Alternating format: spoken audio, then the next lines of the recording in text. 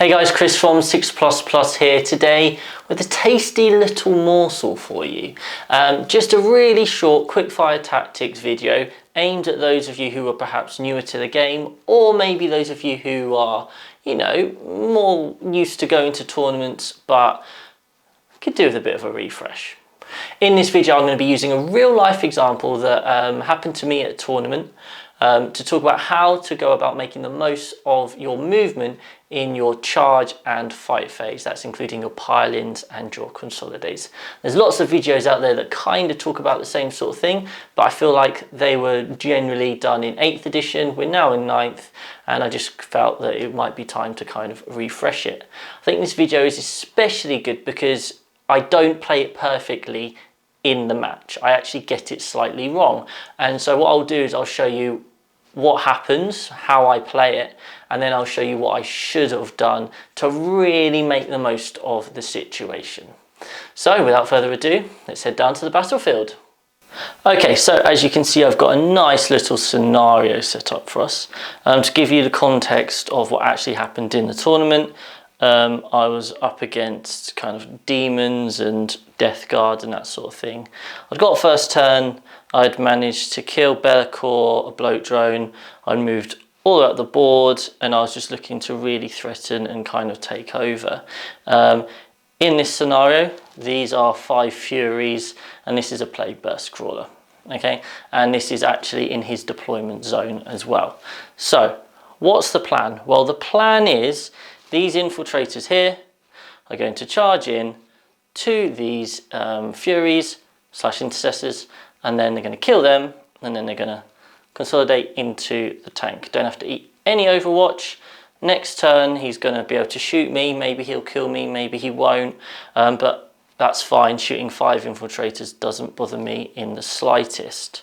So as I said in the intro, I play this okay, but I do not play it perfectly and it comes back to bite me. So this is what I did. I rolled my charge and I rolled a 6. Now, step 1, your first model has to end up within an inch engagement range. Great. So what I'm going to do is I'm going to move this 6 inches and I'm going to get to about here. I'm going to be about an inch away, okay? Because there's very rarely any reason to immediately base to base your target. Okay, and then I'm going to do the same with the rest, and they're all going to just move in. And I didn't really think too much about this because I knew exactly what my plan was going to be. I knew what I was going to do, and I knew what was going to happen. So we then come into the pile-in phase. I now get to move up to 3 inches towards the closest enemy model. So in this situation here, this model here is an inch away.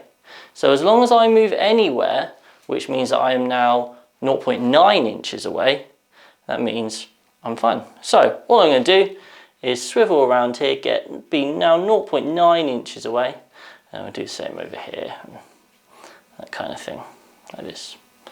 Great. Comes to the fight phase. Now what I'm going to do is I'm going to fight, I'm going to kill these Furies, then I'm going to move in here. Now, can you see what the problem is? Well done if you got there. The problem is that, of course, what happens if I don't kill all the Furies? If I don't kill all the Furies, then let's say, for example, I kill just 2, I now can't consolidate into that tank because he is still the closest, and when we consolidate up to 3 inches we need to move towards the closest enemy model. Now sure, in this scenario I could wrap and trap, but he can obviously kind of escape if he wants to try it. He might foul the morale, etc. I'm not getting that, that movement to try and tag the tank. Obviously, what happened in the game was I suddenly panicked. I went, what if I don't kill these Furies? I spent 1 CP to give myself exploding 5s and 6s, and I didn't roll any 5s or 6s. I then didn't wound particularly well, and all of a sudden, he had a chance with his 5-ups, and he made all of his 5-ups that he needed to, and there was 1 Fury left. What that therefore meant was he then got to fire his plague burst for the next turn. Now, it didn't actually affect the game in the long run. I'd got off to such a good start, I kind of just was able to push on. But that could quite easily have cost me, and it was a really careless mistake to make. So what I want to show you now, because I did part of it right, the maths went a bit wrong and I just ended up not getting the result I wanted, but it could have been a fully avoidable mistake. Did it matter whether the Furies died or not? No. What was the plan? Shut down one of those tanks, and I didn't enact that plan. So what I'm going to do now is I'm going to show you what I should have done. Okay, so we're all set back up, and then we're going to now show you what I should have done with my movement. So I rolled my 6. Now, if we remember correctly, first model needs to get within engagement range. Okay, so I've rolled my 6. This champ is going to go here and he's going to be an inch away like that.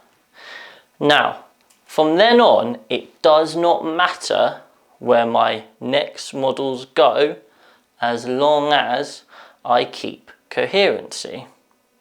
Okay, that is really important with what I'm about to do, because now I'm going to move my 6 and I'm going to go over here. Still got my coherency.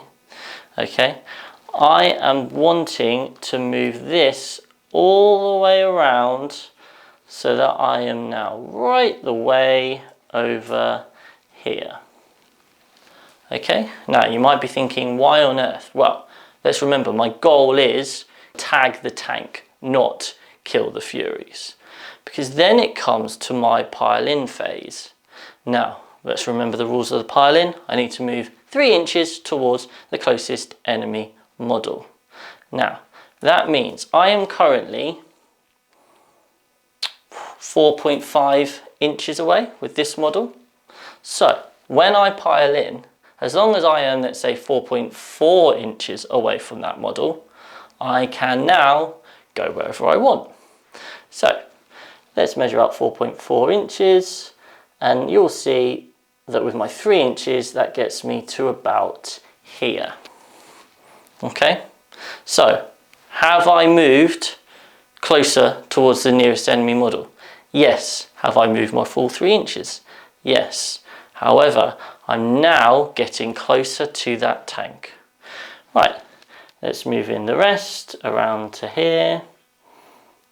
Bosh, something like that. Okay, I'm going to do my fighting. The Furies don't die, just like last time. Oh no, what a nightmare.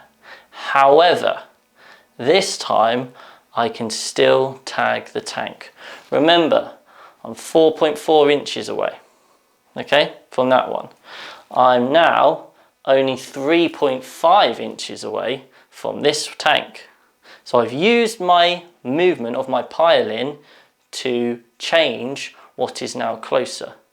Even if that tank wasn't now closer, I would still be able to do what I want to do, because all I now need to do is move my 3 inches here. And ta-da, I have now tagged that tank. Okay. Let's say I am 4.4 inches away here, and let's say I'm 4.5 inches away from that. That's this model here, the Furies, are the nearest enemy model, so I have to go closer to them. Well, if that is 4.4 inches, then here is 4 inches. So I can move my 3 inches to here. I have moved closer because I'm now no longer 4.4 inches away. I'm now closer to this model.